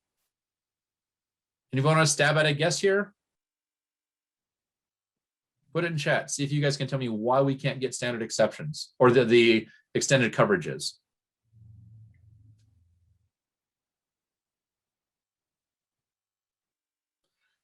So the policy is only a little bit more expensive. You know what the expensive part is that we don't want to pay for? The survey. Right? Most title companies are going to want a survey in order to give you the extended coverages. How much is a survey in your market? I don't know, 2,000, 3,000, probably something like that. Is that probably about right? Jan, would you say a couple $1,000s for a standard basic survey? Yeah, it depends on the size of the property and how many lot lines you want to do. Right. You have to call a surveyor and ask. Yeah, so to Mary's point, you're right. We're not asking for it. It costs money, right? And so we're looking at a few $1,000s, but you guys are in a situation where you have sellers who are getting multiple offers and saying, what can I do to minimize my liability? They should be able to minimize their liability. If I have 5, 10, 15 offers, I should be walking out of there with very little liability. Yet we're going through this process of saying we're going to do a general warranty deed because that's what we've always done. I love those words in real estate because that's what we've always done. That's the way we've always done it. So I do the general warranty deed with no conversation with the seller about the impacts on the title insurance, not covering survey issues or unrecorded easements or, future prescriptive easements or adverse possession claims. We don't have that conversation to tell the seller, if we don't get a survey to get that extended coverage, you're still on the hook for that. If I was the seller in that situation, I would be saying, great, if I have a buyer who's willing to pay me $20, $30, $40, $50, $60,000, $100,000 over asking or with appraisal gaps or with all these things, why the heck would I not ask that same buyer to go ahead and pay for a $3,000 or $4,000 survey to guarantee that we had that coverage to reduce my liability as a seller? Well, but John, then we're opening up problems. And if we have problems, we have to disclose those problems. You're right. You're 100% right. When would be the best time to discover and disclose problems? Would it be in the buyer's market when you're waiting 8 or 9 months for an offer to come in, or when you have 10 offers sitting on the table, knowing that somebody will buy the property? When would be the best time for your seller to overcome liability? Because I'm thinking it's right now. Now, again, these are competency questions. A lot of you might be looking at yourselves or looking back at me and being like, I don't know what the hell this dude's talking about. This is the way we've always done it. That's beyond us. That's not a conversation we should be having. And I'm not going to say I disagree, because there definitely are some competency issues with that. And some people might be thinking, well, that's what attorneys are for. Well, if that's what attorneys are for, then I'm going to assume you guys are giving your consumers the opportunity to talk to attorneys before they sign their offers. Yes? No. Right. And I will be so bold as to say that if it's in your forms and it's a part of what you're advising your clients to walk through, and you're picking boxes and helping them make choices, I believe the advisement aspect of that, it's not your opinion, it's advisement, it's education. Do you understand this? I believe the advisement aspect of completing a contract falls on you to make sure that your buyers and sellers understand what actually exists out there. So Amy, how long is a seller on the hook for these liability issues? Every state is different. And what you're going to want to look for is the statute of limitations on these kinds of claims. And typically it's X number of years. So depending on the state, it'll be 2 to 5 years after discovery. Do you know when we typically discover that a property has a boundary line issue? In the future. That's also why when you look at E&O claims, they go up every single year. Our claims for 2020 might be like X amount. And when I look at my claims for 2020 and 5 years from now, they're higher, because every time that we have an E&O claim, it's a claims made policy. That means it's based on when the issue occurred. So we have to go back in time to look at that. So would that apply to lot block subdivisions? Unfortunately, yeah, because the other thing to consider with your surveys is, am I verifying that I have the right information? And a lot of you guys are pulling the old conveyances and attaching that to the contract, either for the meets and bounds or whatever, you're using the previous conveyance for the property. And a lot of those previous conveyances have been copied and pasted or copied and used over and over and over again. Is there a chance that somebody else previously messed up on that? Or if you're relying on the title company to go ahead and dictate what it is, and maybe I'm buying 2 lots with 1 address because the garage is on the other lot. If I don't have that verification, I might only be getting the house and not the lot with the garage, because the title companies don't know any different. I've also had it the flip side where they pull up the owner for that address. It's like, oh, they own 4 properties, and they dump all 4 properties onto there when you're only buying 2. Title companies don't know. We have to be the ones to give them that clarification. So Diane was asking on the list side, when we receive our offers, waiving everything, are you suggesting we counter the buyer with some inspection period? I agree that is a liability to have the buyer, but sellers love it when we know that increases their liability. Maybe we counter the inspection, use Tom clause. So Diane, yes, that is exactly what I'm saying is, and this is counterintuitive, but yes, if you get an offer with no contingencies for certain things, I would counsel my seller and say, are you comfortable accepting an offer? Because again, I can't tell them what to do. So let me go back. I can't tell them what to do, but I can go back and say, so Diane, as my seller, are you comfortable accepting an offer that the buyer has had no opportunity to discover anything for themselves? And at that point, anything that they might feel that you didn't disclose properly in the future, you could be on the hook for, which exists anyways, right? I know that exists anyways. But I need to go back and say, are you comfortable with them buying the property based only on your representations for anything that might come up in the future? Or would you like to at least give them some window of opportunity to get an inspection, right? And maybe it's 5 days, and in that 5 days, maybe it's, and again, this is something you guys to think about. If I'm given 5 days to get in there to get that stuff done, I might hire a general inspector, but I'm probably also going to reach out to every single person I can to find an electrician, a plumber, a sewer scope, and get all of those things done in that 5-day time frame. I'm not going to wait for the inspection to say, go get further investigation. I'm going to do my investigation because that's the time frame I have. And the buyer's either going to go away or they're going to continue. But this is the different mindset. We're finding now that brokers should be taking that mindset with buyers of saying, I want you to get every bit of information that you want about this property to try to scare you away from it. Do you remember those deal killer inspectors that we all hated 10 years ago? Those are the ones I hire now because I want them finding every single thing about the property, because if the buyer looks at it and says, yeah, I'm still good with that, I'm probably going to have a lot less chance of getting sued in the future for that buyer versus the one who is like, yeah, I think we should skip over these things. And then you discover problems in the future. And as a buyer's agent, what liability do you have when you advise your client and say, if you want to get the best offer, you should waive inspections and you should waive diligences? It's not that important when you're on the stand 5 years from now as a buyer's agent. Are you comfortable with that? Right. So Amy was asking, how far back does liability go? Seller A sells to buyer, seller B sells to the buyer, seller C sells to the buyer. So with a general warranty deed, Amy, the title comes, and it depends on what it is. If it's like a disclosure issue, it's only what that seller has knowledge of and it won't go back any further. When it's a title issue, because you guys have traditionally used general warranty deeds, they can continue to go back, and the title companies may actually go back on the previous owners until they find out where the problem occurred at and then hold them liable. And so, yeah, you might actually go back 2 or 3 sellers ago in those kinds of situations, which is really, really ugly. It is not a fun place to be. Buyers represented that they are tearing the house down, can't get a survey in 5 days. So there's a couple parts of this. If the buyer's representing that they're going to tear the house down, one of our biggest suits that we just had in Colorado was a buyer who said, we're scraping the house, I'm not worrying about it. And so the seller opted not to disclose a bunch of issues with the house. Right? They said, well, there's no purpose in it. We don't need to worry about it. And this was a super rare situation where the buyer ended up not doing what they said they were going to do. That's probably never happened to any of you, where the buyer bought the property and then didn't do what they said they were going to do. And they didn't scrape it, and they ended up moving in, and then they ended up finding all kinds of issues, and the damages to the property were substantial, right? And they came back against the seller and the broker. Why do they always name brokers? Because we have E&O insurance. You guys have pockets that they know they can always attach to. right?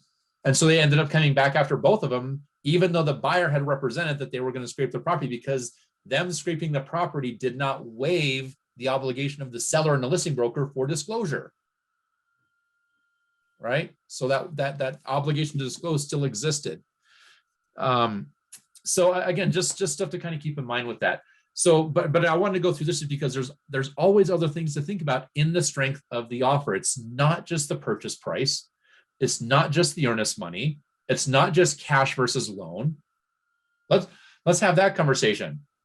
I'm going to bring you a cash offer. That's pretty dang good, isn't it? Right? We all love cash offers. And the other one is a 40% down offer with a loan. Pre-approved, everything's good to go. And because it's 40% down, they're even waiving the appraisal contingency for the loan. That's not a bad deal, is it? Neither one's that bad, but which do you think your seller would prefer? Cash.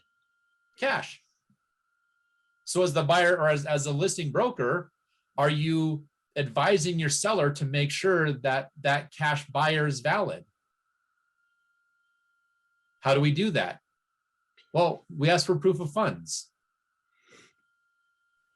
Can you guys imagine sending over proof? Yeah, I have $600,000 in my account. I'm good to go until I buy that new shiny Tesla with ludicrous mode. And then maybe I don't have cash in my account, right?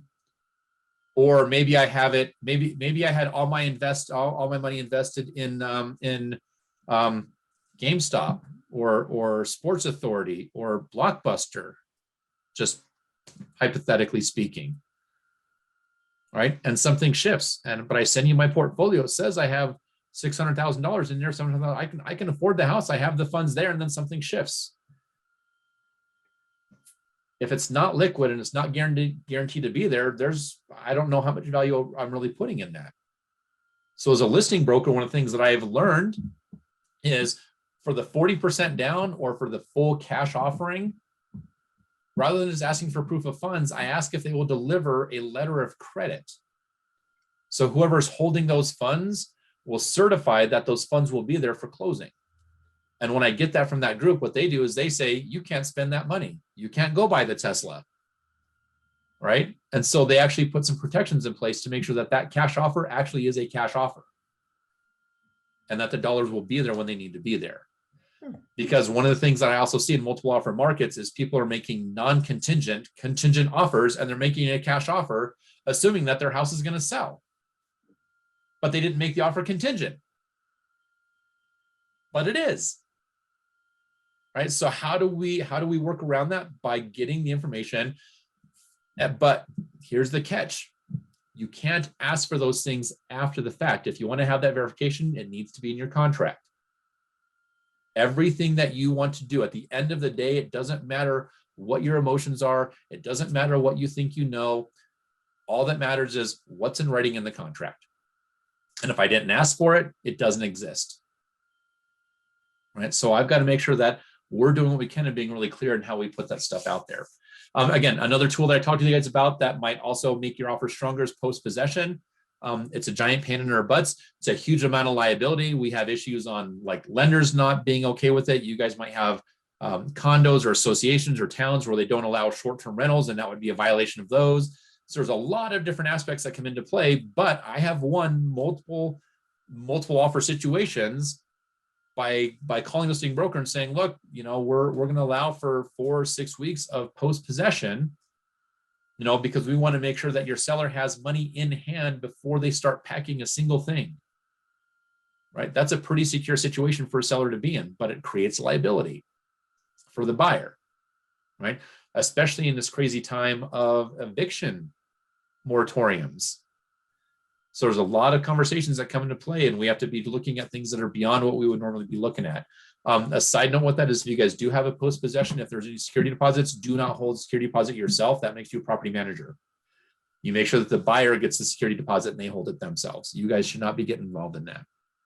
So, did I miss them? My Q&A is saying I have one. Oh, please repeat how we protect our sellers if the cash offer. So the different banks call different things, but essentially what I usually ask for is something called a letter of credit. And it's going to be something to certify from the financial institution where the dollars are. They're going to certify that those dollars will be there through closing. Right? Because that way I know that it's there. They might call it something different, but you can simply go back and in the contract say that the buyer will provide a letter from the financial institution of the buyer's money certifying that funds will be available on the date of closing or as of the date of closing. So that's one of those clauses to run by your attorney to make sure that you're using the language that protects everybody.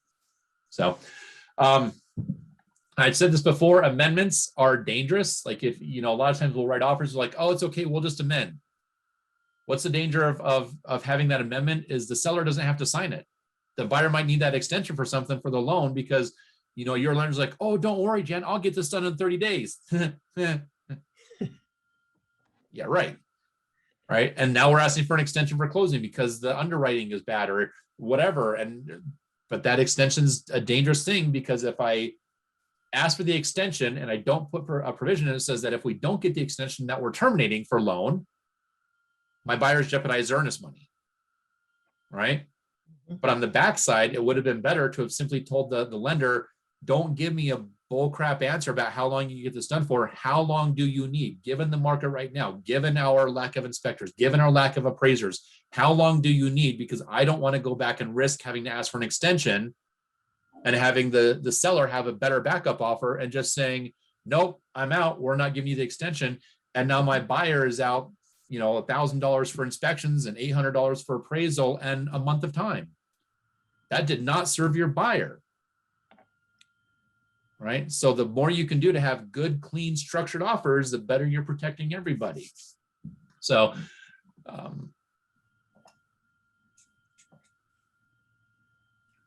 and again, this is kind of a shifting question. When you're doing inspections, a lot of times sellers don't want to actually fix anything. I don't know if you've seen that, probably a lot, like almost every time.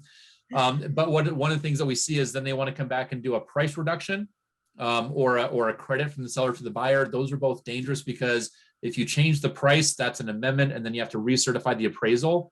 Or if you do a credit from the seller to the buyer, if the buyer doesn't have enough down payment, so if it's like a VA or a FHA or something like that with a smaller amount down, that credit might actually kill the buyer's opportunity for that loan because they can't walk with proceeds from the transaction. So concessions are a safer thing, right? We're going to do a concession. We're going to offset the buyer's costs. A concession is a great thing. The other thing that I'll do is we'll pick the amount, we'll pick the vendor, whoever the builder is or Home Depot, or whatever, and we'll say seller from seller's proceeds will pay X company, and then they're paying it directly to that company. It doesn't touch the buyer's heads. It's not a loan fraud situation. The seller's happy because they don't have to take responsibility for it. And then it falls on the buyer to get the work done after the fact. Right. So again, a part of our job is just being really creative in these situations. In the cash situation, if there's no money in the account at closing, yes, the buyer would lose the earnest money. That's there if they don't have money at the situation. But what was in your seller's best interest? To get the earnest money or to close the deal? Close the deal. Right. So our job is to make sure that we're doing what we can up front to know that we can get across the finish line. But again, knowing the issue that we have now with maybe earnest money not having as much value as it had before, I'm not sure where that stands, because if I know that I took a hit in the stock market and those dollars aren't in my account, I'm looking for any reason to get out of my contract. That is valid, right? Oh, well, there's this title thing, or I just got this new endorsement or whatever, right? I'm looking for some other reason to get out of the contract that is valid to make sure it's not bad faith, right? Is TD Ameritrade going to give that? So Carrie, yeah, any financial institution, the buyer can make the request to those groups. The problem is that sometimes for them to do it, they're going to want to actually cash out of some of those investments and actually put the money into a cash account, which means that your buyer might not want to do that. But on the flip side, if the buyer doesn't want to do that, then the seller has to take the risk of having those stocks be unknown. Now, if there's 2 to 3 times the amount of value in the stocks or value in the account, and your buyer's willing to disclose that, which I don't know if I would want my buyer to disclose that when we're negotiating a deal. I don't think I want my buyer's strength being fully put out on the table. But that's sort of the back and forth that you have to have with that, is what is the buyer willing to do if they want the property? right? To take the hit on some of those things. So some other questions that come up for us, and this is, I want to kind of use this as my last half hour, are getting more into the ethical conversations of how we handle things. So one of the things that I see that comes up is this concept of imputed knowledge. And imputed knowledge is confidential information, something that could damage one of the parties and how it's shared. Now, a really simple way of breaching imputed knowledge is me giving you an offer that's less than stellar. I think the technical term for that would be a crappy offer, right? I kind of give you a crappy offer, and Jen, you guys just saw Jan's face, right? And she's laughing at me, and she picks up the phone, and she starts the conversation with one word, really? Right? And that's how we're starting the conversation. And my response to her is, I know, we're expecting a counter. The second that I tell her, I know, I'm acknowledging it's a crappy offer, and I'm now telling her, and don't worry about the price, we're expecting you a counter. So did I just breach that aspect of confidentiality for my buyer and share imputed knowledge? Yes. Right? Now, pre-COVID time, a lot of you guys were also working in offices and having conversations. And some of you guys are loud talkers and might not realize it. Or if you have your earbuds in, you're definitely a loud talker and don't realize it, and other people are hearing you, right? Or you're sitting in the office meeting and you're like, oh, I've got this new listing coming up and it's a great house. And, you know, the couple was in the middle of a divorce and then mysteriously the husband died and now she's got to sell, whatever the situation is, but you're disclosing things that really are nobody's business. And I see that happen a lot too, because we're excited and we want to share the information. And we've got to remember that, you know, even though the company holds the relationship and holds that obligation, not everybody abides by that. So I want to be careful with where I share information. But now that we are in COVID times, sometimes we're not in our office and I'm, you know, sitting down in the neighborhood, you know, coffee shop, doing my work in the neighborhood coffee shop. And even though Portland's a pretty good sized town, when you get into those little neighborhood areas, we tend to suffer from small town syndrome still. What's small town syndrome? Everybody knows your business, right? And this is way too small of a world. And I promise you, there are times where you'll be sitting in, you know, like I said, the coffee shop or restaurant, or wherever, having the conversation, maybe even meeting with your clients, and stuff comes up. Here's another thing that creates imputed knowledge issues. I don't know if you guys have ever heard of this thing called Facebook. But when you share things on Facebook, when your clients share their lives on Facebook and the buyer can see what's going on with your sellers, or the sellers can see what's going on with the buyers, including, are they a couple? Are they single? What color are they? What religion are they? Like, Facebook is dangerous in a lot of ways with sharing imputed knowledge that our sellers and buyers really have no business sharing back and forth. And so sometimes when I'm in transactions, I'll actually ask my consumers if they will go ahead and turn their profiles to private to make sure that we don't get too much of that information out there, right? Communication with brokers is another big issue that I have in these multiple offer markets. Sometimes it might be somebody in my office that maybe I share a little bit more with than I should, or because I like you, you know, like I'm doing a deal and Judy Adler's on the other side and we've done some deals together and we're friends.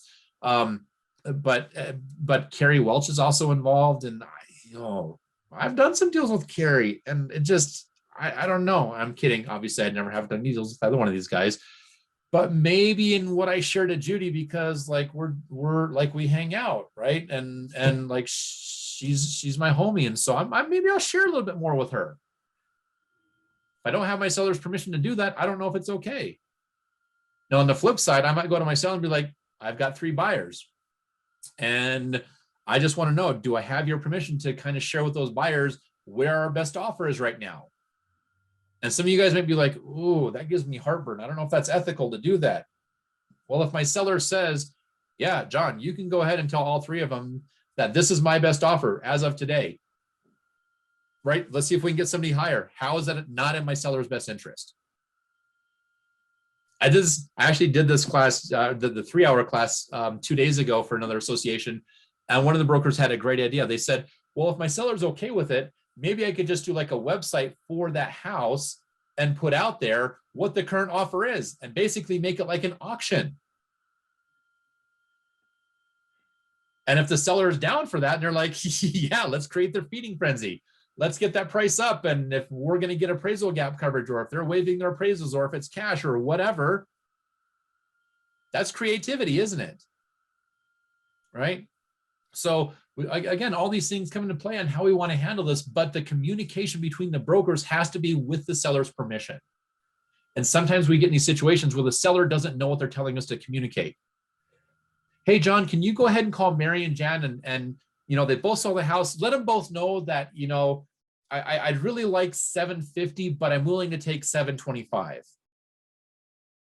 Hey, Jan, I just talked to my seller and they'd really like 750, but they're willing to take 725. What do you think? I don't know, you guys. You think Jan's magically going to come in with 750 because the seller is nice and that's what they said they wanted? Or Jan, is your buyer going to come in at 725? Sorry, I got to get off mute. Yeah. I've got background noise. No, but again, that's a part of the issue is when your seller gives you direction like that, they didn't give you direction. They gave you two different choices. And one of a couple things are going to happen. I'm either going to call Jan and be like, hey, sellers, you know, want somewhere between 725 and 750. We're friends. If you can give me 725, we're good. I made that choice. I just call. She might be like, that's awesome because my buyers totally would have paid 760. We'll totally take the 725. And I've damaged my seller. Right. Or maybe I say, yeah, no, you know, it's Carrie. I know how she works. Carrie, we're at 750. That's it. That's where they're at. And her people would have paid 740 that I know my seller would have taken. But because I said we're stuck at 750, they took a different property. I've damaged my seller. I should not be the one having those conversations or making those choices. It should be my seller giving me clear direction on what I want to do and how I want to work it and what I share, right? To make sure that we're getting the best of what's in their best interest. So how we handle that really comes into play with a lot of this stuff. And understanding your communication in your agency relationships, I think, is also really, really key. If I'm a single agent only working for the seller, and I know information about the buyer, I have an obligation to share that.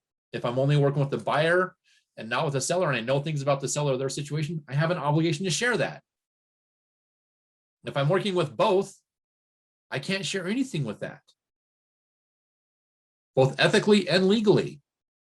I want you guys to remember, here's where things get a little tougher. I'm working with the buyer, and then they go down the road and they write an offer with Jim. But I had already talked with them and they write an offer on one of my properties and they've already shared that information with me. Does that change my seller agency?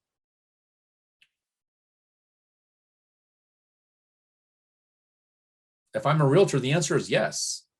Because in Article 1.9, it says, if I have ever been provided confidential information from a client during a trusted relationship, I can't use that against them even after the termination of our relationship. So if I met with the buyer, started working with them, buyer's agent, got that information from them, and then they decide to write an offer with a different broker, maybe because my buyer agency contract ended, and they go down the road and they write an offer and they come back on one of my properties, I have to then disclose that to the seller, and I have to make sure the seller understands the limitations on my relationship ethically. Right. So again, we have a lot of things that come into play, especially in these markets that we don't always think about. Another way that happens is you end up, like I said, you're at the open house, the buyer comes in, they share things. You get an email from the buyer and they share things before you've had the opportunity to disclose to them that maybe you shouldn't be sharing things with me. There's some ethical problems that come up with that we have to deal with here. So let's kind of get down to really the core of this conversation, which is like, I want multiple offers, right? I get multiple offers. Well, one of the issues I have with multiple offers is it's kind of like doing multiple showings. When I show one house, I remember the house. When I show two houses, I can bounce those two houses back and forth. I can compare and contrast. When I get to the third house, I'm having a bit harder of a time remembering which house had what. And by the time I get to my fourth house, and I don't know about you guys, but I'm at an age by house number 4, my CRC comes in. I can't remember crap. Like it just gets fuzzy. Right? And I'm struggling to remember which house was which. Now do that with offers. Now you're trying to remember the house, what each house had, And now you're trying to keep the offer straight. One offer, I'm probably good. You know, two offers, it's good compare and contrast. By the time I get to my third offer, I've shifted away from presenting the offers themselves and I'm going to a spreadsheet. And if I get 5 or 10 offers, it's absolutely on a spreadsheet. Now, some of you guys are like thinking it's like, oh, I had 20 offers. How do I handle 20 offers? I had a person who did this 3-hour class with me last year up in Bellevue. They had 157 offers first day on the market. Right? In the markets I work with, in the markets I traditionally work with, I've seen as many as 50 offers. Now, I don't know about you guys, but I can't with a seller and effectively present 50 offers by myself in the 3 hours that you guys all give me for acceptance deadlines. Just saying. Like, that's just not a reality for me. Right? So when I get that many offers, I will actually pull in another broker, give them the spreadsheet format, and we start to fill it out. And what I'm doing is I'm eliminating fair housing claims against my seller, because one of the things you got to remember is in a multiple offer situation, you're raising your potential for a fair housing claim, because the losing party, right, might not be happy and might wonder why the seller took their offer and was it the highest and best. I've been in situations where the best offer wasn't the highest offer. How do I prove that? Well, when I can go back and say, yeah, here, arbitration panel, here's the situation. All my offers were put on this spreadsheet. They didn't even know the buyer's names. It was buyer 1, buyer 2, buyer 3. They had no information about the buyer whatsoever. And I wrote down, here's the price, here's the closing date, here's this. The buyer's agreeing to pay for the seller's closing costs, including commissions. The buyer's paying for the title company. The buyer's doing this. The buyer's paying for that. I have all those things. And what I have on the bottom row is my highest and best. I actually have a row called highest and best, where I've taken the best of all of those categories. And I've basically created what would be the perfect counter offer. Right? In my seller's mind, that's the best of all worlds. Now I got to figure out how I'm countering, right? Am I countering multiple people? That's dangerous, isn't it? That's kind of scary, countering multiple people. But when you call the top 5 or 6 people and you say, hey, we're asking for highest and best from you 6 people, what did you just do? You gave a verbal multiple counter. Maybe I could take that highest and best row and submit 5 unsigned counters and tell them, we're simply looking to see who's going to take this. We're not signing one. Do you know why we're not signing it? Because any one of those 5 might actually come back with something better. Right? I've actually seen brokers where, and I'm not recommending this because you have to have the right clause in place to protect it, but I've had sellers actually give 5 written multiple counters. And the clause says the seller's presenting multiple counter offers with the intent of only accepting one. In the event that one or more offers are accepted, the seller retains the right to terminate any or all offers executed within 1 business day. Right? But again, there's some competency issues and there's some liability that you've got to really come up with and walk with that. So Mary, you've got a spreadsheet that you're willing to share. I think that's awesome if you're open to doing that. A part of the reason why I don't use mine is because it's proprietary. I actually paid somebody to prepare mine, and so I can't. It's a copyrighted thing, so I can't prepare mine. But that's why I'm kind of giving you the format of what I have in there, though, is to do that. Now, some other things that come up with our offers we've got to be really careful of are some of the tricks of the trade that we've used. And so I'm going to sort of do a historical perspective on some of the tricks that we're seeing or the tools that we're seeing. And I'm glad that in your area that not everybody's using them and not every seller likes them, because these are also fraught with liability. So let's start with the most basic tool that I have in my belt to win a multiple offer, and that's an escalation clause. Right? So Joanne, are my buyers willing to pay $1,000 over any other offer accepted? Is there a problem with that? And that was the first iteration of the escalation clause. Blanket $1,000 over any other offer. And then what happened was people were bidding it up so much that you had a buyer who ended up paying $1,000 over whatever the other offer was, and it was way more than they expected. And now they're terminating for inspection. right? I'm actually going to come off share really quick just so you guys can see my awesome air quotes for inspection, right? But that's sort of a problem we have is when you have an uncapped escalation clause, then your buyers aren't protected. When you cap the escalation clause, are you disclosing to the buyer? You're showing your hand, you're telling them what your highest offer is, and they may not accept the offer with the escalation. They may just counter with what you told them you're willing to pay. There's nothing that stops the seller from doing that, correct? Now, if I have a seller who's like, no, I'm going to be honest about it, and we're going to go through the process, and it's okay if it's not in my best interest. I'm going to, like, I want to do this. Well, great, that's fine. So we submit the high, or we get the offer. It's $1,000 over the other offer. It's capped at $50,000 over asking. And I know you guys are seeing some where 50 sounds high. I'm hearing some in your area that are even 60 and 75 over. I've seen some that actually had one where they were $200,000 over with a $200,000 appraisal gap provision. That's kind of crazy. That's craziness right there, right? So, but we go back to it. So it's $1,000 over the other offer, capped at this much money. Oh, and you have to submit the bona fide offer. I need to see it's a bona fide offer, right? It's not you just verbally telling me it's got to be a bona fide offer, right? Well, so that was sort of the escalation or the process of them. Well, in Utah last year, we had an arbitration or mediation that came up because that was the clause that they used. And what ended up happening was a week before closing, the seller called the buyer broker and said, hey, just so you're aware, we just received another bona fide offer. And it's still less than what your cap is, but you have to bring $5,000 more to closing because we have this other bona fide offer. Because when they did the escalation clause, it didn't say, and the escalation price at the time of the offering that's accepted at that time is the price. So they didn't put a date reference in there. The point of this whole conversation is that when we start to try to use little ways and tricks of getting around it, well, number one, other people start using them too. And now what we're doing is basically I'm saying who has the highest escalation because that's going to be the highest and best, right? And then we start throwing in appraisal gap provisions.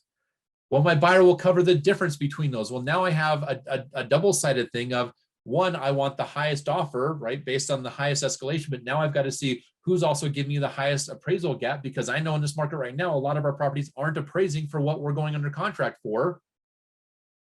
And the appraisal gap comes in, or we're just waiving appraisal altogether. But if I'm waiving the appraisal altogether, am I making sure that the amount of money that they're putting down, so if it's 30% down plus for their loan, now I need that 30% plus the $50,000 overage in the appraisal gap. I need to know that they have $80,000 in their account or whatever that amount is in good funds, right? So we have to start changing up how we look at how we utilize these tools. I've seen some brokers that were really good and sneaky with their appraisal gaps, and they said, our appraisal gap is going to be $30,000. In the event that the property doesn't appraise for that much money, then that sets the new purchase price. And so the seller didn't pick up on the fact that they just locked in to agree to whatever that appraisal value was plus $30,000, even though the original offer was $50,000 over, because of how the appraisal gap provision was written. And you guys have your own attorneys that are writing all of your own separate clauses for these things.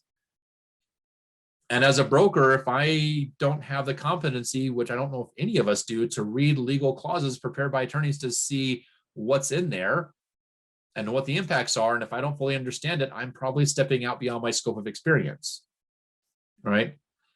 So let me just go back to these obligation for. Is there an obligation for other offers as they come in? No, unless your seller wants to. I was just having a discussion with high producing broker about not putting names on the spreadsheet. Yeah, I definitely think of that. But no, there's no obligation to forward the other offers as they come in. That's up to the seller to determine if they want to do that or not. And then, yeah, so Dan, for whoever it was that was going to send a spreadsheet, I think it's awesome that you're doing that. Again, proof of funds for the appraisal gap, I think is a good thing. But again, guaranteeing that those funds will be there is another big part of that, just to know that you guys are covered. Some other things you guys might want to think of is if you're pricing it well to where you're really trying to get 5, 10, 15 offers on it, why are we not also asking for the seller contingencies? Rather than me having to call you and say, what are the things your seller would like? Why don't I just build that into my listing contract and put it in my MLS? and be really right up front with it. If you want your best chance of winning, here's what we want to see. And I just put it out there. But that highest and best really raises another question, doesn't it? So Jen, I think we talked about that not too long ago. Highest and best. What's your highest and best? What are you willing to offer on this property? When you ask that question, the buyer's going to give you what they think the highest and best is based on the information that they have today. And I've had that situation where, they say, well, here's my highest and best, and I present it, and then we don't get it. And then they're mad. And then they say, well, I would have paid more. I asked you the question. Why didn't you tell me the more? Well, because you didn't ask me. Yeah, I did. No, we have to change how we ask the question. So I'm going to give you guys, I'm going to sort of have you flip the script, and some of you guys are already doing this, and I think it's a much better approach, is rather than saying, so Joanne, what's your highest and best? And someone to say is, so Joanne, what is the number that you're okay having Linda's buyers get this property at? Like, where is that threshold where you can look back and be like, wow, you are dumb if you're going to pay that price, and walk away and be happy? What is that number? That's the number I need, right? Because that's truly the highest and best. And now we can really kind of get down to brass tacks. And if they don't get the offer, they're okay with it. Because when I'm fighting escalations, at the end of the day, it still comes down to highest and best. And we're seeing a shift in the whole market right now where sellers are so sick of escalations because they're all so different that we're seeing a lot of sellers who aren't even considering offers with escalations in them. I did say sellers aren't considering those, right? I didn't say the brokers are eliminating those, because you guys as brokers need to stop picking and choosing what you want in offers, and you present the offer and you let the seller decide what they do or don't want. Because otherwise we're playing attorney, and that's a really dangerous thing to do. If I call you and I say, is your seller willing to take $600,000 even though it's verbal? That's still an offer. You have an obligation to present that offer. If it's not in the contract software that you like, because I'm not a part of your MLS, and so I'm not using was it Olaf? No. ORF. Yeah, so I'm not using the ORF forms, but I have an attorney drafted form. Guess what? You still have to present it.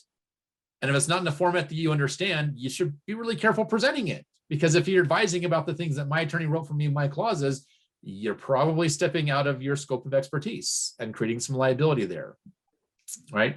So again, all of these things is really crazy. One of the things I want to just touch base on is with that concept of, I have a non-refundable earnest money and I'm willing to release it immediately. Don't do that.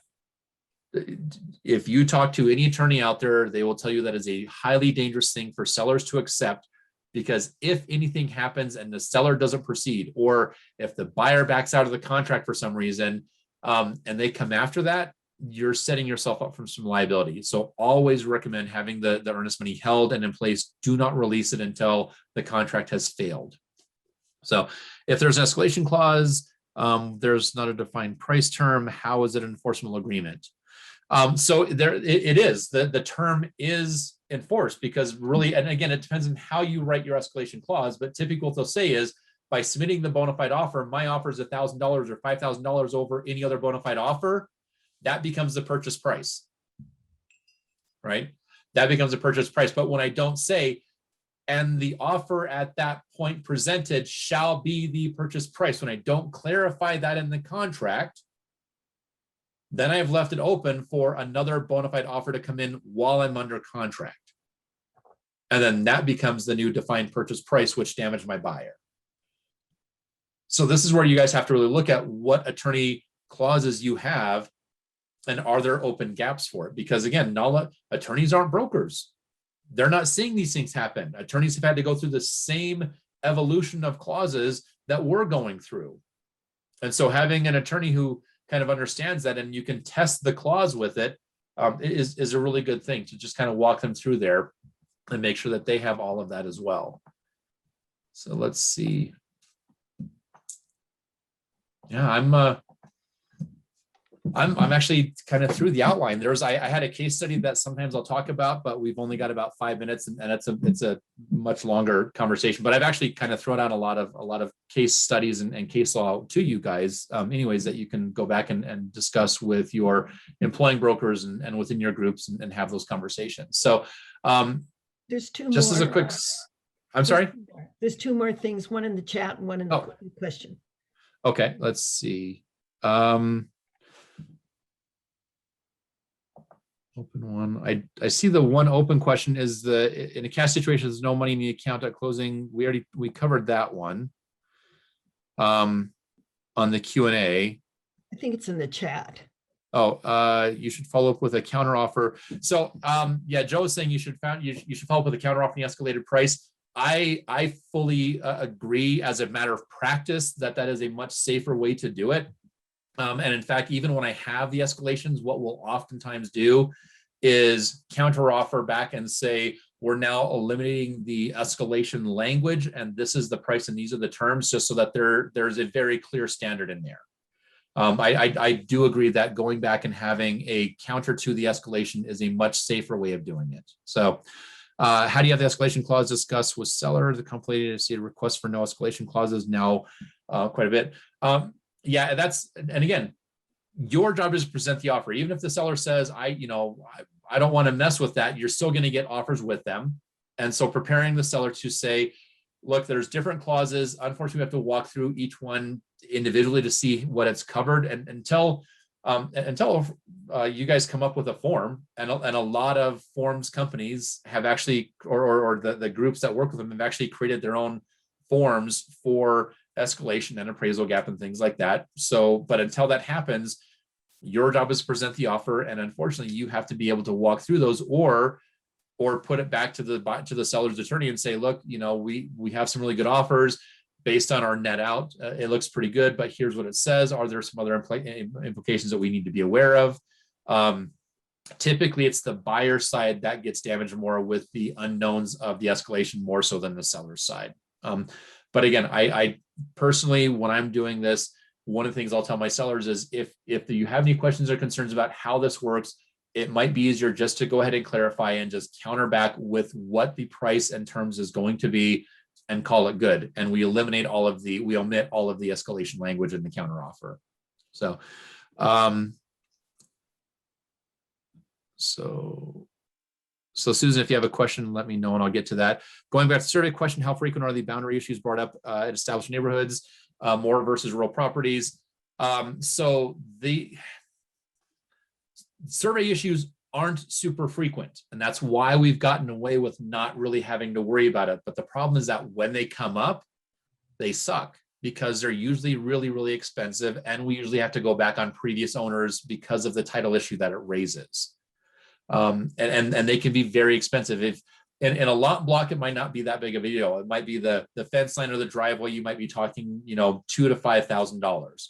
If you're on a larger piece of property or something where they have alfalfa or apples or hemp or some other high dollar crop that might be growing in certain areas right now, and you realize that the fence lines are 10 feet off or 15 feet off, but that 15 feet extends for 1,000 feet. That's a pretty big loss of acreage. That's high dollar, especially when you're talking about irrigated ground. Or if you guys, I don't know if you guys have any creeks or rivers in your area that might actually change the lay of the land a little bit. You do. When you're not having those surveys updated and verifying what the littoral rights are, the high watermark lines are, and you're referencing a property at 30 acres or 40 acres and ends up only being 28 acres or 27 acres, but your person just paid X number of $1,000 for that property, that's a big deal for some people. So it's definitely something to kind of be aware of. And again, the bigger issue for me is the fact that the seller in this market is retaining that liability in the future because you had them do a general warranty deed rather than a special warranty deed. And you're in a situation where the buyer is probably willing to pay for the survey to get the extended coverages if the seller is saying that's what they want to have for their protection if they're giving a general warranty deed. So Yvonne, if SPDs are delivered when the offer is received, does the 5-day start the day of delivery, date of accepted? My understanding is it's at the acceptance. The 5 days is supposed to start at the acceptance.